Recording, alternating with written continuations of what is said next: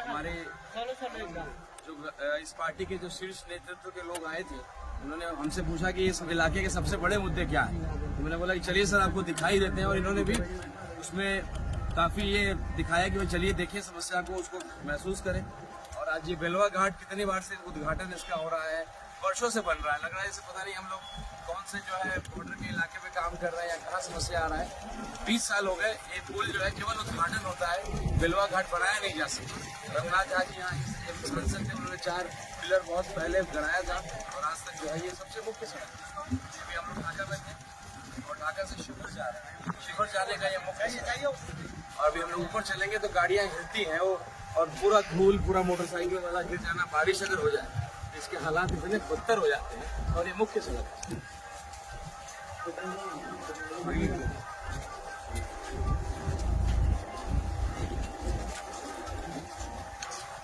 शिवहर के इलाके का ये मर्दान की जगह पर अभिशाप बना हुआ है। हम लोग इस बेलवा घाट के बारे में अक्सर सुनते रहे हैं, और पिछले 20 सालों से सदन में भी इसके बारे में कई बार चर्चा हुआ, लेकिन उसके बावजूद भी इस पर कोई काम अब तक नहीं हो सका है। और 20 वर्षों से खाओ पकाओ अभियान के तहत सरकार इस बांध के नाम पर लूट रही है, और यहाँ पर यह काम अब तक मुकम्मल नहीं हो पाया है। ये हाल पुलवेरा घाट का भी है, और इन समस्याओं का निदान करना हमारी पार्टी की प्राथमिकता है। और यकीनन है कि राणा रंजीत साहब को जिताइए, और इन मुद्दों पर यकीनन है कि माटी का बूथ इस मसले पे जरूर काम करेगा।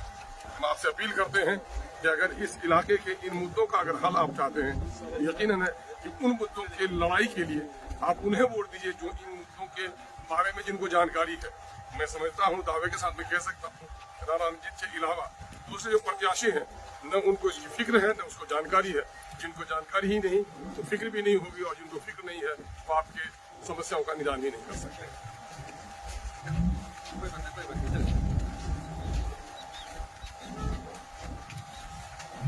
देखिए, यहाँ पर हमारे जो उम्मीदवार है राणा रंजीत साहब, उन्होंने जो मुझे ये बताया कि ये जो रास्ता है, जो बेलवा घाट जिसके पास अभी हम आए हैं देखने के लिए, उन्होंने कहा कि 20 साल से ये काम पड़ा हुआ है, और सिर्फ इसके उद्घाटन होते हैं, इसके नाम पर पैसा उठाया जाता है। लेकिन ये रास्ता जो है, जो 2 अलग अलग शहरों को, गाँवों को जोड़ने वाला रास्ता है, इसकी हालत क्या है। तो हमने सोचा कि चलिए जाके खुद देखते हैं, ताकि मौका मिला तो हम पार्लियामेंट के अंदर आवाज़ उठाएं, और मौका मिला तो यकीनन आप लोगों की दुआ रही तो करुण इमान साहब और हमारे राणा रंजीत साहब अगर पार्लियामेंट के अंदर आए, ये सवाल सरकार से उठाया जा सकता है कि अगर पार्लियामेंट की नई बिल्डिंग बनाना है तो 20,000 करोड़ रुपया खर्च करके तो 2 साल के अंदर बना लेते हैं, ताकि तुम्हारे MP बड़े आराम के साथ वहाँ पर बैठ सकें।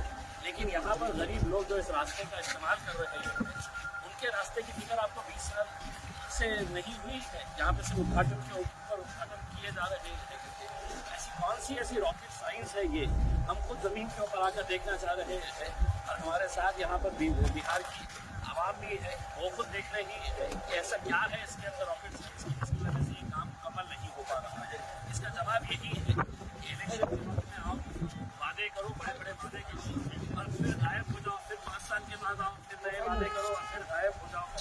मैं आपको यकीन दिलाता हूँ कि अगर यहाँ पर इस इलाके के हमारे उम्मीदवार राणा रंजीत साहब को यहाँ पर अगर यहाँ की आवाम शुरू कर देती है, तो हम यकीन मानिए कि हमारी प्रायोरिटी के ऊपर जो काम रहेंगे वो ये काम रहेगा। ये जो बेलवा घाट का जो अधूरा काम पड़ा हुआ है इतने सालों से, तो उसको हम मुकम्मल करवाने के लिए हम पूरी कोशिश करेंगे। जनता ने ये समझना चाहिए कि उनके मसले क्या हैं, उनके क्या मसले हैं जो सबसे पहले उठाने जाने चाहिए। नेता जितने भी आ रहे हैं, जाति धर्म के मुद्दे निकालो, सड़क के बारे में, पानी के बारे में, रास्तों के बारे में, कोई रोजगार के बारे में कोई बात करने के लिए तैयार नहीं है। सिर्फ उनके मुद्दों में जनता को उठाए रखे हुए हैं, लेकिन मजलिस ऐसा नहीं है। हम जानते हैं कि ज़मीनी स्तर के ऊपर क्या काम होने चाहिए।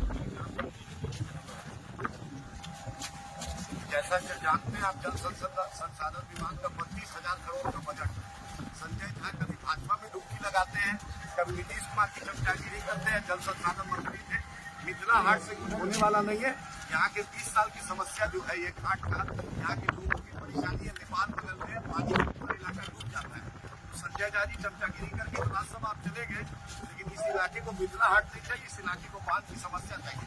नीतीश जी कितना बार आप पलटिएगा और कितना बार झूठ बोलिएगा। जिस तरीके से मोदी जी ने मोतिहारी की चीनी फैक्ट्री का चाय नहीं पिया, वादा तो किए थे कि चाय पिएंगे, आकर फिर मक्कारी करके चले गए।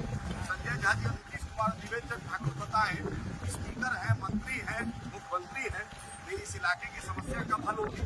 मुझे उम्मीद है कि इस बार 3 सांसद हमारे साथ हैं, इम्तियाज जलील साहब, अल्लाह ने चाहा तो इंशाल्लाह कामयाबी मिलेगी। अख्तर उद्दीन साहब और आपका बेटा जीवर का बेटा राणा रंजीत भाई है, सब लोग मिलकर इंशाल्लाह ताला कामयाबी मिलेगी और इस समस्या को हम एश्योर करते हैं बैरिस्टर असदुद्दीन ओवैसी साहब की सरपरस्ती में जरूर कामयाबी और इस मुद्दे को जितना जल्दी हो सके 100 दिन की प्राथमिकता रखेंगे। मजलिस जो है वो काम करने वाली जमात है और उसका सबूत ये है कि मजलिस जब हैदराबाद में रही तो हैदराबाद में उसने तरक्याती काम किए।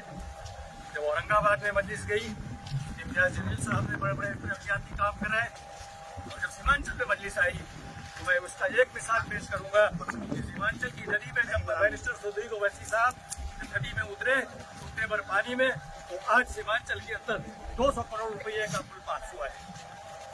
मैं ये कहना चाहता हूँ, मजलिस जहाँ जाती है वो काम कराती है। तो आज ये शिवहर के अंदर हमारी मजलिस आई है, राणा रंजीत सिंह को आप जितवाइए तो आप देखेंगे कि जिस तरह से हैदराबाद में, जिस तरह से औरंगाबाद में और जिस तरह से सीमांचल में हमने काम कराए हैं, हम शिवहर में भी काम कराएंगे। इंशाअल्लाह जरूर हम ये चीज़ को कंप्लीट करेंगे। ये पूरा बहुत बहुत